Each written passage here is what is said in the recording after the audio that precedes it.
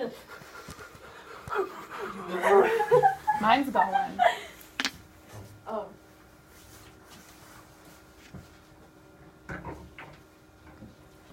All right. So I'm Abby. I'm Kylie. I'm Danielle. I'm Nick. I'm Isabella. And we're going to be here to talk about safety. So we are from Carroll University. We are second year nursing students. And welcome. So what is safety? And we're going to ask the kids what they think safety is. And then we're going to explain that it is freedom from harm or danger, and it reduces the chances of injury. And we're going to ask them why they think it's important, and we're going to say that it's the best way to be protected and to learn about potential dangers and avoid harmful situations. Okay, so playground safety, we'll just talk about like always having a buddy and waiting your turn, following the rules, and if you see something on the ground, you shouldn't pick it up. Okay, crossing the street, we'll just hit like the main highlights of like looking both ways, waiting for the crosswalk to say walk, and then holding hands with the buddy. Wait. Okay. Oh, okay.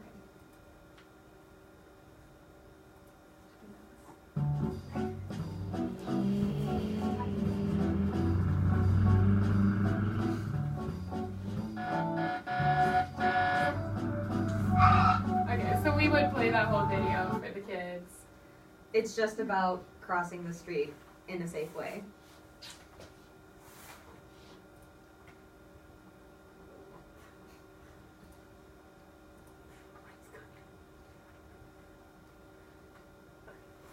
Okay, so water safety, you want to ask the kids if they know how to swim or not. Let them know even if they can't swim, they can still have fun, safe time in the water.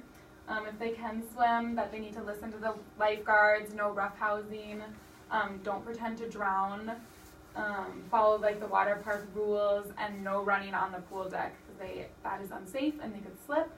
If they can't swim, make sure to like use floaties and life jackets, and always be with an adult and stay in shallow water so their head doesn't go under.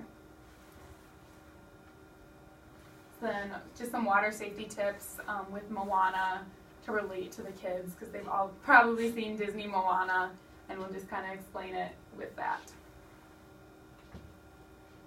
Next thing we would do, with a show of hands, we would ask the kids how many of them ride bikes, and just based on that, we would teach them like proper safety, like using a helmet, wearing knee pads, and elbow pads if they want to for extra protection, and then also just tell them to avoid biking in the dark unless, of course, they have the proper equipment like the headlight or reflector.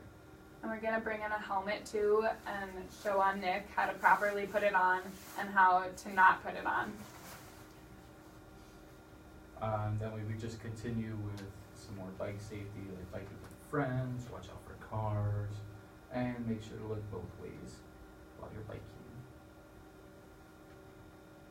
Alright, so at this point we'd ask the kids what sports they like or what they play, and then we touch on like soccer and how it's important to wear shin guards, cleats, and gloves if you're the goalie.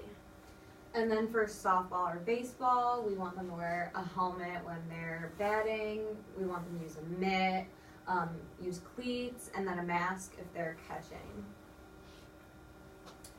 After that, we would talk about proper equipment you need for football, so helmets, shoulder pads, elbow, knee pad, mouth guard, and cleats.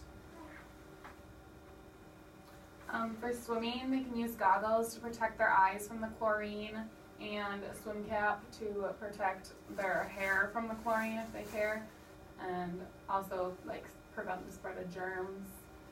And from there, we ask them about if they play basketball, and if they do, just wear non-slip shoes that support their ankles and ankle wraps, so if they fall, it prevents falling with non-slip shoes and prevents ankle injuries.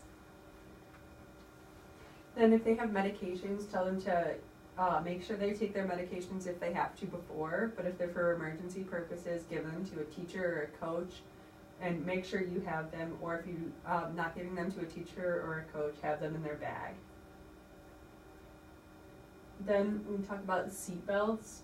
Ask them when they think it's appropriate to use a seat belt, and that is always. Explain to them who needs a booster seat, that they have to be above 4'9" and 80 pounds and 8 years old, and then who can sit in the front seat, and explain that they have to be above 4'9", above 80 pounds and 13 years old.